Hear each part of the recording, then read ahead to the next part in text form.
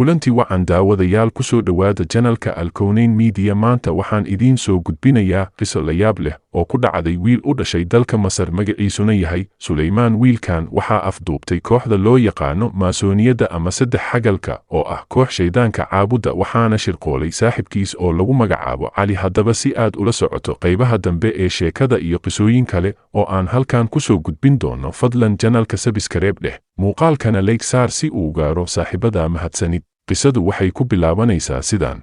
ceelka Barahuut ee ku yaala dalka Yemen waa mid ka mid ah meelaha ugu halista badan dunida ee aad maqashay.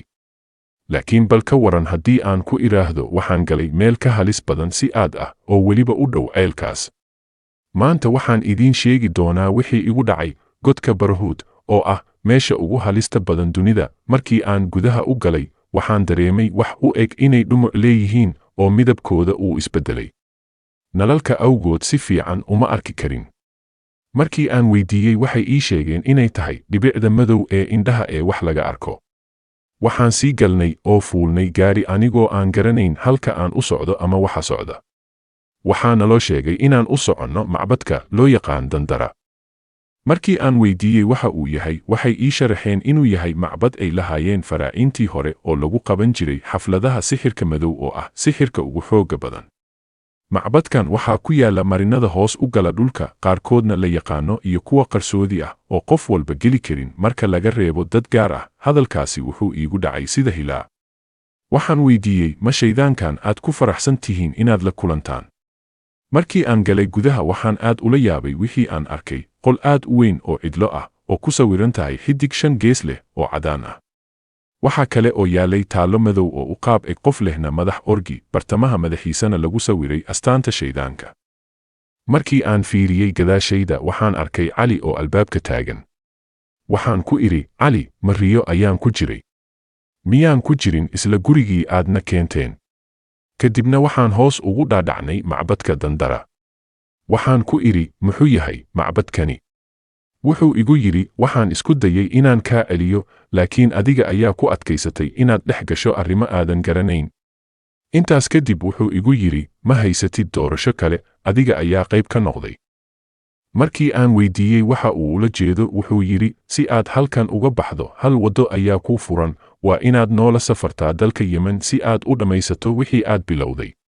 waxaan idhi, maxay yihiin waxyaabaha aan bilaabay? wuxuu ku jawaabay, maaha muhiim inaad hadda fahamto. Suleymaan, waa inaad nala safartaa oo ka qayb gashaa xafladda quduuska buluugga ah. waxaan ku idhi, maxay tahay xafladda quduuska buluugga ahi? ma waxay la mid tahay kuwii aan halkan ku arkay? kadibna waxaan ku idhi, Cali, ma rabo inaan ka qayb galo xaflad ama aan u safro meelna.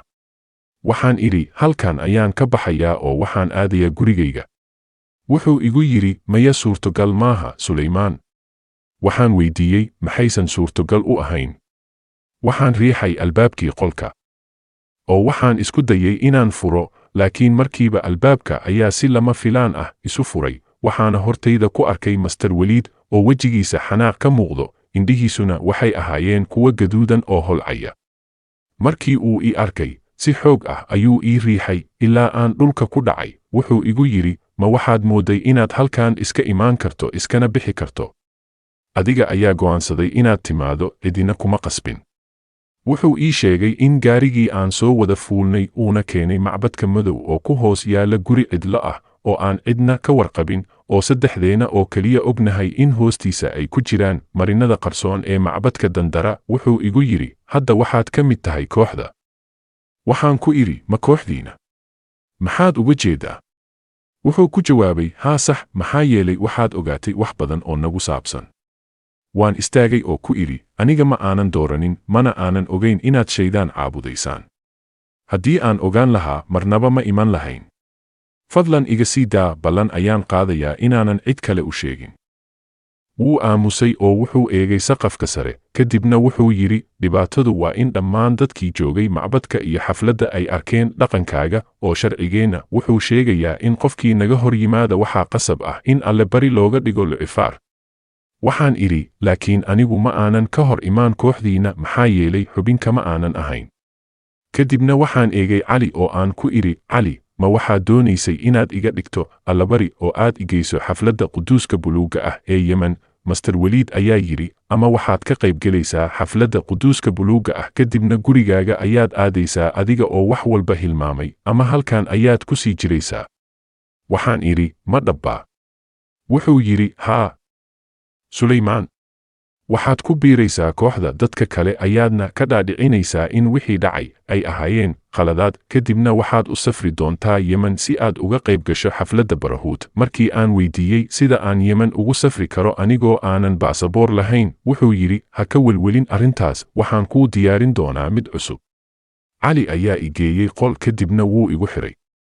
Qolka dhexdiisa ayaan ku fikirayey sida aan uga baxsan karo, laakiin daaqadda ayaa bir lagu xidhay, mana jirin meel kale oo aan ka baxo. Qolku wuxuu ahaa sida xabsi. Waxaan fadhiistay sariirta anigoo isku dayaya inaan naftayda dejiyo si aan u helo hab aan uga baxsado ka hor inta aanan loo safrin Yemen.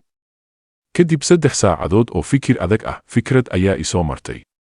Waxaan is idhi, maxaan u dhibsanayaa? Waxaan raaci doonaa iyaga kadib marka aan galo garoonka diyaaradaha. Qaybta baasaboorada halkaas ayaan ka qaylin doonaa oo booliiska u sheegi doonaa inaan afduubanahay. Waxaan ugu warrami doonaa dhammaan wixii dhacay, iyagana waa la qaban doonaa, sidaas darteedna riyo cabsiyeedkan ayaa dhammaan doonta. Markii ay ahayd habeenkii 10 fiidnimo, Master Waliid ayaa albaabka furay, wuxuuna yidhi, yalla Sulaymaan, waa wakhtigii aan dhaqaaqi lahayn. Waan soo degay, waxaana arkay bas weyn oo nooca coaster ah oo na sugaya. Waxaan ku fadhiistay baska anigoo maskaxda ku haysta qorshahayga. Gabar lagu magacaabo Koodi ayaa soo fadhiisatay kursiga igu xiga. Waxay igu tiri, sidee tahay, walaal? Waxaan ugu jawaabay, wanaagsan. Koodi waxay ahayd qof aan hadalka joojin oo mar walba afkeedu furan yahay. Waxay igu tiri, maxaad ku samaysay? Macbadkii madooba. Waxaad ahayd mid yaab leh. Waxaan ugu jawaabay, dhibka oo dhan adinka ayuu ahaa. Iyadu way qososhay oo tiri, waxaan moodayay inaad adag tahay. Laakiin si tartiib ah ayaad ula qabsan doontaa. Baska ayaa dhaqaaqay, waxayna bilaabeen inay baska ku qaybiyaan cabitaanno iyo cunto fudud. Aniga oo gaajaysan, waxaan cunay wax kasta oo la ii keenay iyo wax kasta oo hortayda la dhigay. Nus saac kadib waxaan bilaabay inaan dareemo madax xanuun iyo indhaha oo ii dubaaxiyey. Kadib waxaan galay hurdo. Markii aan hurdayey muddo aanan garanayn, Koodi ayaa i soo toosisay, iyadoo leh, Sulaymaan, kac. Wakhtigii aan dhaqaaqi lahayn ayaa la joogaa. Waxaan idhi, ma dhabbaa inaan garoonka diyaaradaha imaanay? Koodi way qososhay, waxayna tiri, garoonkee, Sulaymaan?